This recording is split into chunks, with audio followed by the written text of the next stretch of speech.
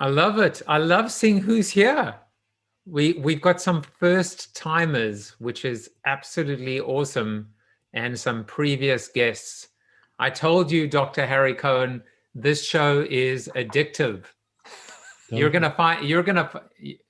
I mean, this guy. I really is. Am I unmuted in this new world order? Yeah, you're good, Harry. Joey, you and I are talking in 29 minutes, but this fellow David, I'm just so impressed with your work. Never heard of you before, but now I will talk about you and send people to you, and just fabulous. Well, it's all thanks to Tom. Tom's the one spreading the word since 2000 and I don't know, 6 or 7. I used to use one of his VHS tapes in one of my classes. And I would show it on the last night of one of my classes. And then I found out he lived a couple hours away, and I contacted him. He was very gracious to meet with me. We're both former professors who bailed on academics to become professional speakers, which looks like a genius move in 2020, great time to be a professional speaker. But no, he's had a huge impact. And so this is this was a huge door that he opened for me. So I appreciate the opportunity to meet with all of you, but it's definitely because of Tom. Well, I want to say to everybody else, believing in Dave Rendall is one of the few things in my life I've ever gotten really right. And so that we've known each other for such a long time. And just when you were getting started, right, Dave, when you were getting started doing small talks locally, like I did myself, just trying to make a difference for people in our own small ways. And just we were able to give each other encouragement. I mean, you encouraged me, I'm sure, as much as I was able to encourage you. And it's always nice when you find a kindred spirit, right? And I like to think of you as a kindred spirit, except due to your performance today, I've come to realize, I'm glad you talked about humility, because you've become the Albert Einstein of human flourishing. And if I can just follow you and hold your cape, I'll be happy. And he was another freak, by the way, so that's appropriate. I need Tom full-time on my marketing team. Good, I need a job, so let's talk afterwards. Now I'll shut up and let other people talk. But here are my notes, by the way.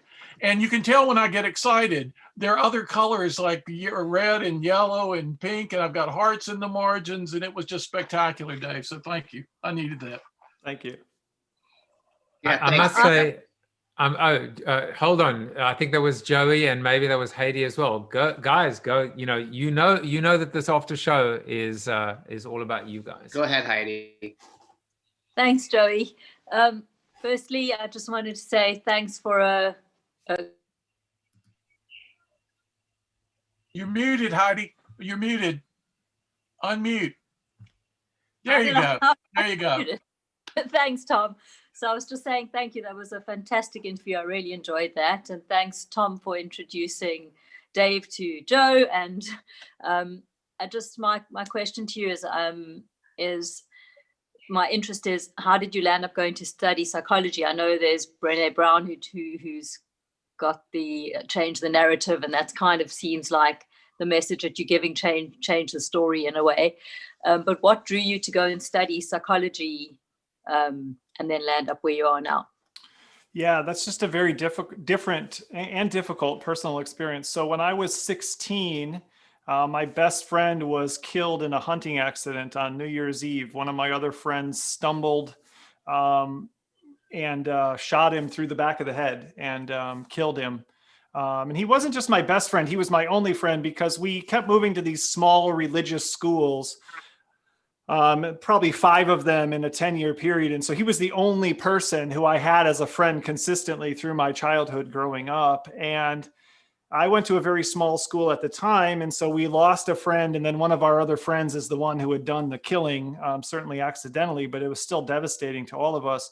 And so a lot of the superficiality that reigns in a high school experience really fell away, and things got really serious and really deep really fast, and people stopped pretending. And I just saw the pain that people go through. You find out things about people that you didn't know. And what I realized is, as frustrated as I was with, my school experience, and as frustrated as I was with my parents, disappointment in me, I had a lot to offer, that I could help people at a time when they were going through difficulty, And I had some stability they didn't have, and I could offer some support. And so my mission in life at 16 became to just help people. I didn't have anything clearer than that, but it was just to try to help people when they were going through difficulty. And so, psychology seemed like the direction, but I wasn't for sure on the psychology part. I just knew I wanted to help people. And then it was a professor. His name was Elliot Anderson. I took a night class. You have to take one social science in college for your gen ed requirements. And I took a night class because I worked 7 jobs to get through college. And so a night class allowed me to push it all into one spot and have more time available to mow grass and paint houses and stuff. And it was this goes back to what I talked about, devotion instead of discipline. The first words out of his mouth, the whole first night of class, I felt like I already know this, but I guess I don't because I haven't heard it before. But that's how much it made sense to me. Like, that's how clear it was to me.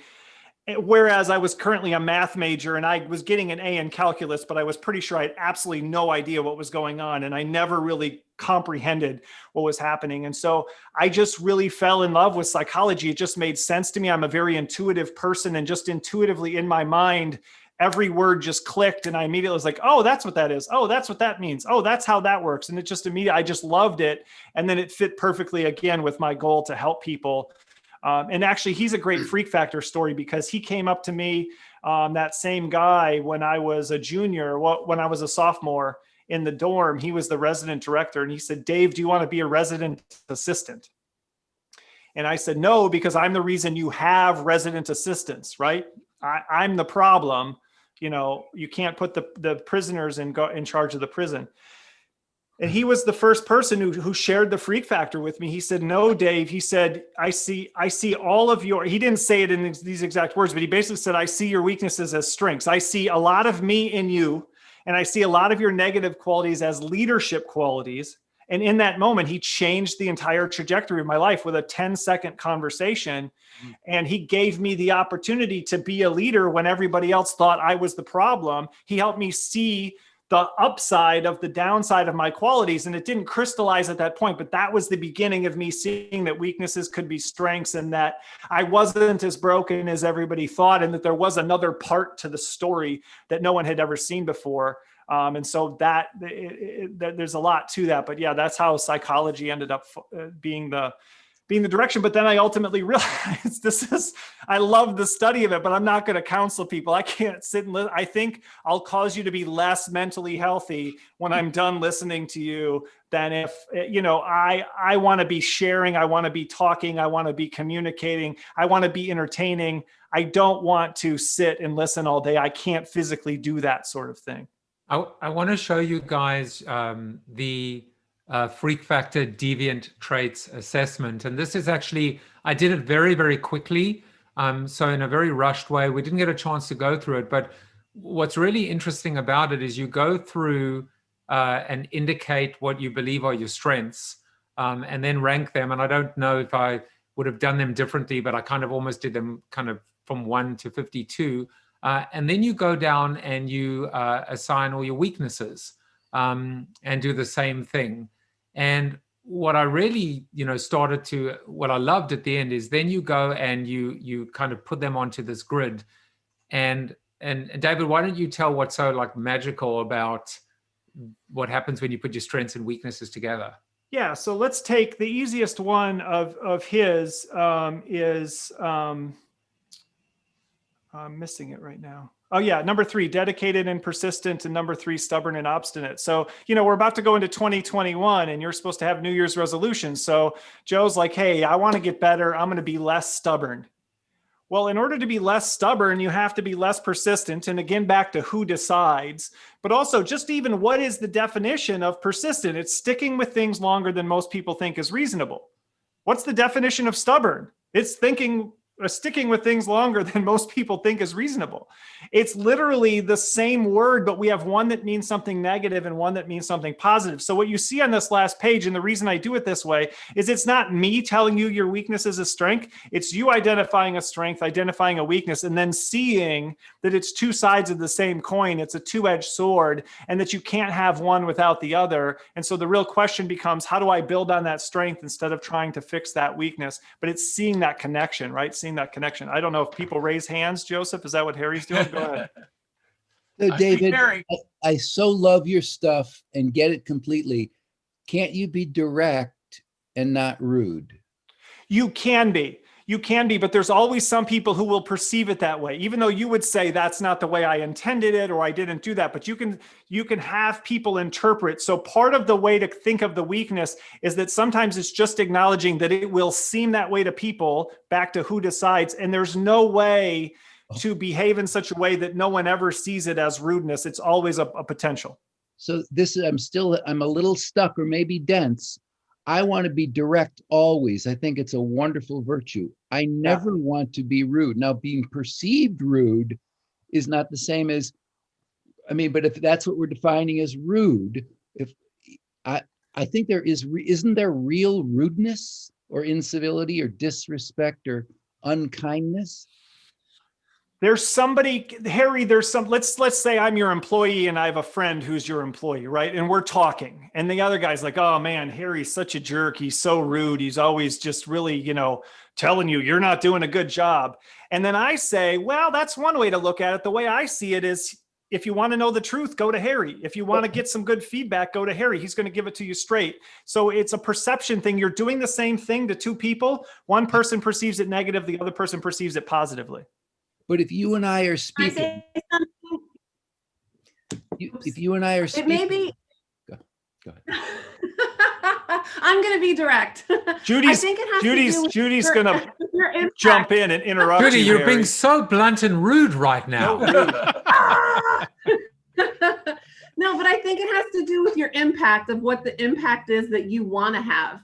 So anything could be a superpower or kryptonite. And we talked about this a couple weeks ago. And it's like, love your superpowers and just know that there's a tipping point that they become your kryptonite. And it's you that can tell what you want your impact to be. So being intentional, I think, is great. But I love maybe. Go ahead. But I think, again, when Simon Cowell tells somebody on American Idol they should get their job back as a hairdresser, half of Americans say that was rude, and half of Americans say that was what they needed to hear. And then he actually went and helped them get their job back, because they did need their job back, because they were going to get kicked off of American Idol. That directness is going to be seen. So back to Harry's question, I think, no, there is no such thing as... That's what Simon wants his impact to be. Simon wants to be bloody truthful and be direct and helpful and supportive at the same time. I believe that is his brand. Yeah, no, I would agree. And so but that's what I'm saying. There's a lot of positive in that, but a lot of people would see a lot of negative in that. I think, Harry, to your question, no, I don't think it's like I was saying earlier, there's no blood test for rudeness. There's no technical definition. It could vary widely based on culture. It can vary widely based on the way, you can go visit somebody's family and be like, holy cow, your family's out of control, and have them be like, what do you mean? I thought we were all being very, open and honest and connected with each other. So I think that is one of the things, is all of these things are constructs, right? Not to get too meta, but all of these things are constructs. And when does directness cross over into rudeness? And when should you have focused more on politeness and focused more on the relationship, instead of giving the person the honest feedback that you think maybe they needed to hear? I think that's a really fuzzy line. And I think it's hard to know when you've crossed it and when you haven't. And it's up to a lot of interpretation. I want to say three things, and then we'll hand over to Lee. First point is Glenn, who's with us today, and he just put this in the comment thread, so I'll just mention it. He said, my son has Asperger's, and at 26, his superpower is his intellect, and his kryptonite is his directness. I've encouraged him to be who he is, but this does create issues for him. The second point I wanted to make is Simon Cowell, the brand, the personal brand, the man has changed. Maybe it's because of some of his issues in his own personal life. But right now, he's not the old Simon Cowell. So sometimes I think that journey in terms of being able to kind of determine whether it's strength, weakness, power, superpower, evil power, he's definitely now, you've seen that change and that evolution. And speaking of evolution, the third point that I just wanted to make is Haiti, kudos to her, because she, when she started, we would see her, it would be dark, the room would be dark, she'd be off camera. Now it looks like she's ready for her own streaming debut, I think, so, she's got the background going. So Haiti, you are evolving as well. We love it. And just keep on doing it, because it's great. Now, Harry, so anyway, did Harry have another point? I saw kind of a finger going to the air. Well, I want to go to Lee, who had a point, and then we'll go back to Harry. Okay. And by the way, in this after show, guys, I appreciate all the the manners and the graciousness. Just speak up, speak out. This is awesome, and I will figure out a way to make sure everybody has a voice today. I would always say we don't raise our hands, we raise our voices. That's one of the ways. I can be effective on a Zoom call. Well, David, I love everything you said. And, I think it's interesting that, the things that make us truly unique and the things that make us uniquely suited to do things that maybe other people can't do can also be the same things that make us incredibly disruptive and irritating in other areas, right? But isn't it, and I love this idea of like embracing your inner freak. I have a family of freaks. In fact, the background that you used, Joe, is one of my favorite cheap wines. Freak Show cab is amazing. I do enjoy it.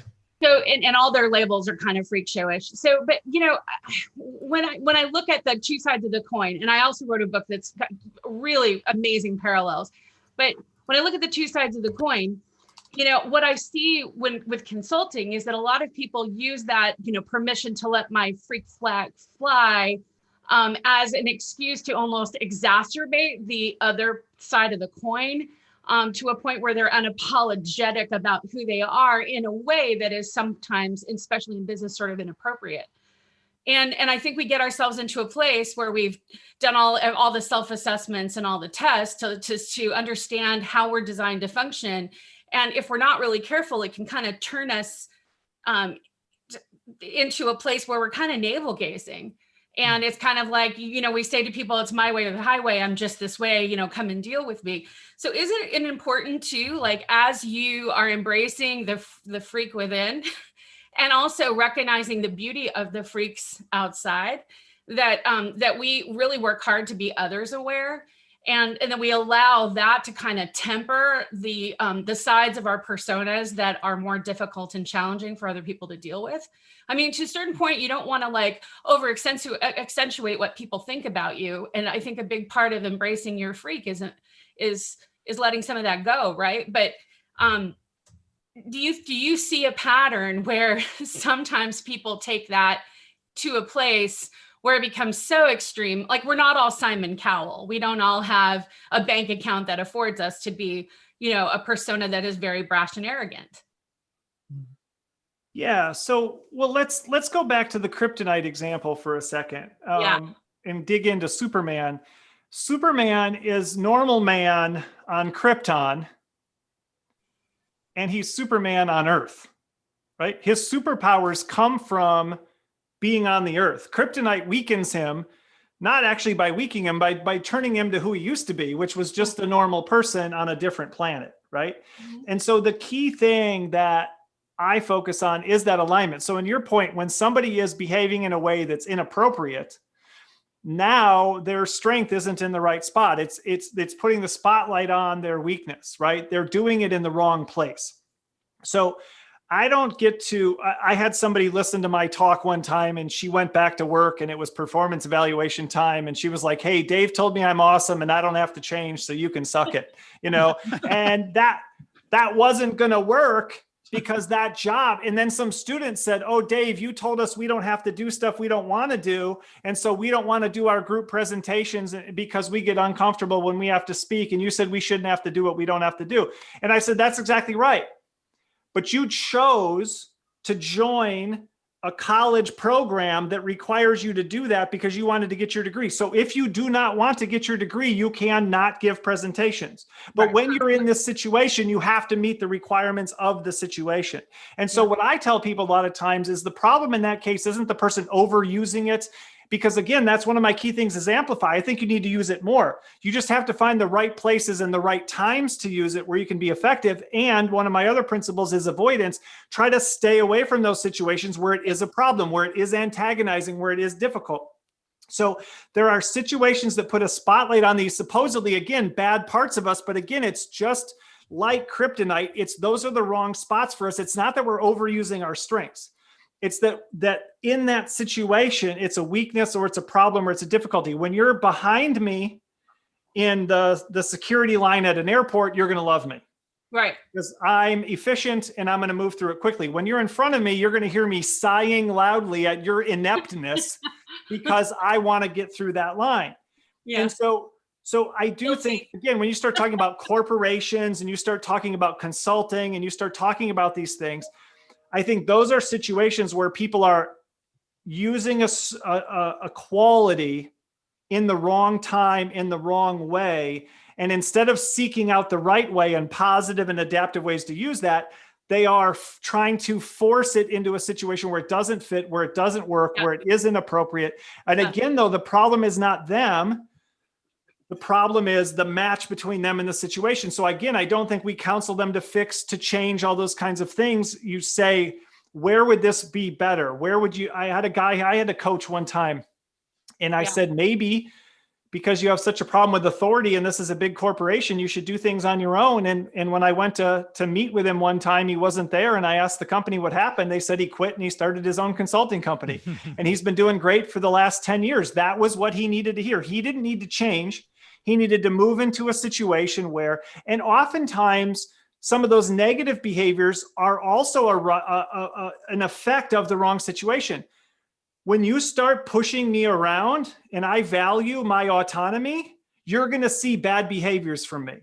When you won't let me move around and you want to force me to sit still, you're going to see bad behaviors from me. A simple example of this would be with almost anybody in this room. If you put almost any of us in prison, you would probably see some bad behaviors because that environment is going to set us up for only behaving in negative ways and expressing. There's almost no positive ways to express our qualities in that particular kind of situation. But for me specifically, once people start telling me what to do, I immediately go from 0 to 100, right? And so when I do my own thing, Tom sees the best of me.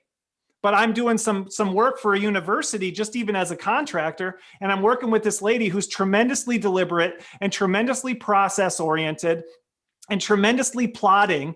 And I literally, when I stop a Zoom call with her, I have to like scream out loud and kind of run around the house a little bit because she's driving me insane. Right. And it eats me apart inside because it's a bad match, right? It's a bad match, but there's nothing wrong with me. I didn't become a bad person all of a sudden. This is just a bad match between who I am and who she is, between who I am and what she wants.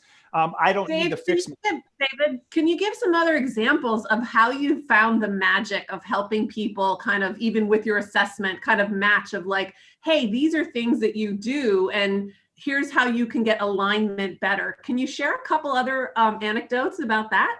Examples of alignment? Yeah, like where you use your assessment to help people that weren't in the right role, but you actually help them get into the better role. Can you share some of those?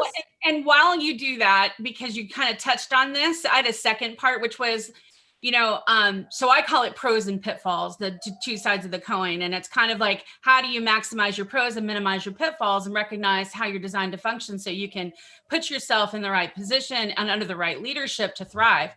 But the leadership question was what I wanted to talk to you, because counseling people, as Judy just said, one-on-one based on an assessment is a lot easier than counseling managers so that they understand how to manage the misfit. Which is really challenging for a lot. I mean, the average manager that's managed more than 3 people for 10 years has had less than 8 hours of management training. So like, as you address Judy's question, if you can address that too, I'd love to hear what you think. I have my own opinions about it, but would love to know what you think about that. So I don't work with people. I don't tend to work with people one-on-one. I'm a keynote speaker. So I don't have a lot of those. The coaching I do is sort of peripheral. It saved me during the pandemic, but it's sort of peripheral. I don't have a lot of those. Somebody, stopped doing this and started doing this because of that.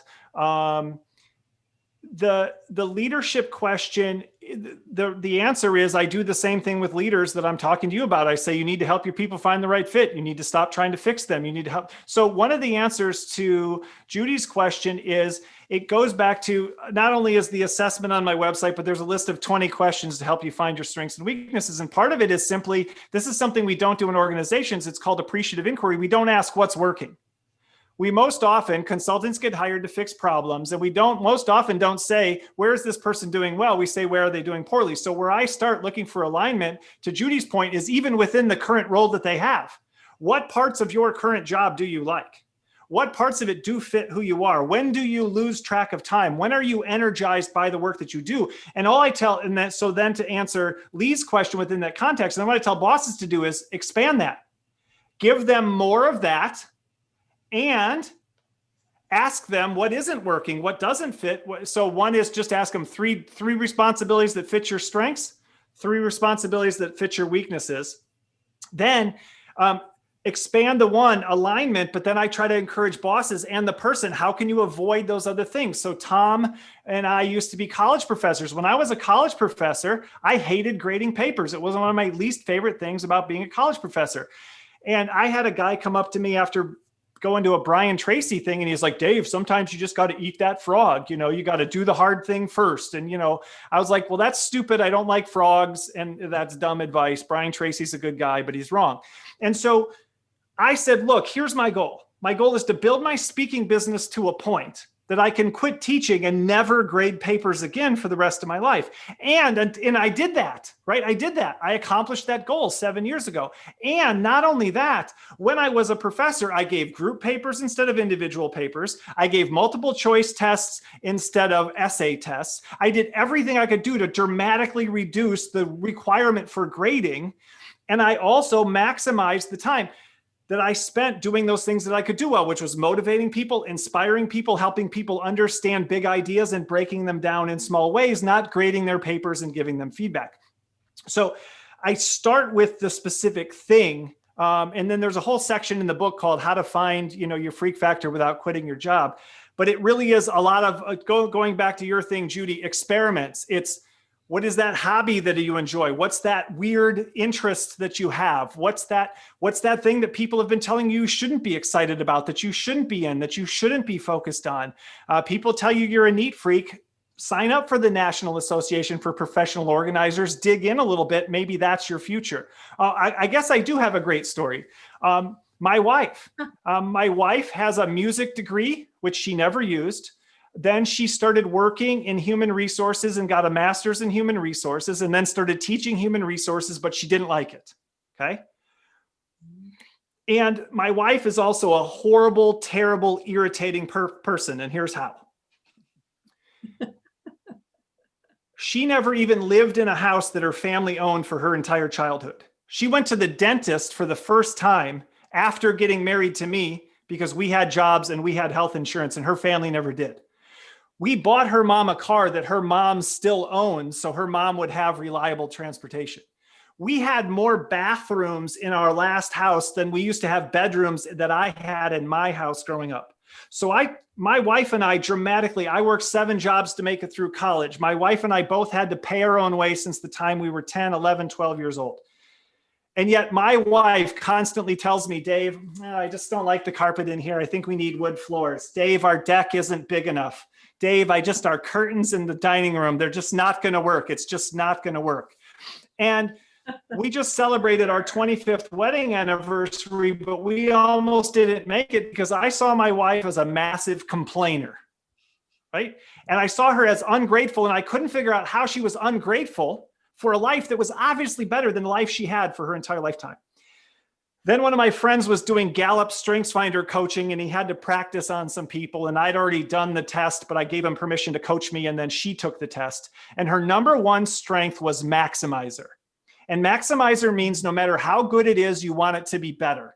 And I was immediately able to reframe her weakness, complaining, as a strength. She's not saying our life sucks. She's saying our life could be better. She's not saying our home sucks. She's saying our home could be better. And here's all the ways that it could. And so I stopped seeing it as a criticism of what we had. And I started seeing it as a truth about how things could be improved, because things always could be better, right? Nothing is ever perfect. So that was stage one. Stage two was, if we were at your house, Judy, and you said, you know what? I'm thinking about going with some new countertops in my kitchen. My wife, with no training and no experience, would talk to you for the next 14 hours about countertops, cabinets, colors, textures, tiles, styles, fabrics, etc., with no training. And when people come to our house, they just look around and are like, wow, we have doors that don't open or close, just leaning up against the wall for no apparent. We have a ladder that is decorative, but I don't understand it. People love it, right? So I kept encouraging my wife, be an interior designer, be an interior designer, be an interior designer. And now she's doing it, and she's absolutely loving it, and she's absolutely crushing it. But she hadn't found, but what I really wanted was somebody to manage my business like a lot of my other speaker friends have, a wife who manages their business, which is a perfect situation. But I didn't do that because that wasn't the right fit for her, right? I tried to help her find the right fit for her. So I think the simple answer is look for what's working, try to expand what's working. And in a big corporation, there's a million spots, put them somewhere else. Look for the place where it would work. Maybe they need to be in marketing. Maybe they need to be in accounting. Find that other place. Don't try to fix them. Find that other spot. Because that's what I learned from studying psychology. People don't change that much. We wish we could change them. We try to change them. We work on changing them. Marshall Goldsmith said, what got you here won't get you there. I think it's exactly what gets you there. And at the end of his book, he finally admitted it. And he said, write a how to deal with me memo and tell people, this is who I am. And going back to the guy from earlier, I'm direct. And sometimes that's going to seem rude to you, but that's not my intention. I'm just trying to be honest and straightforward with you. And I have your best interest at heart.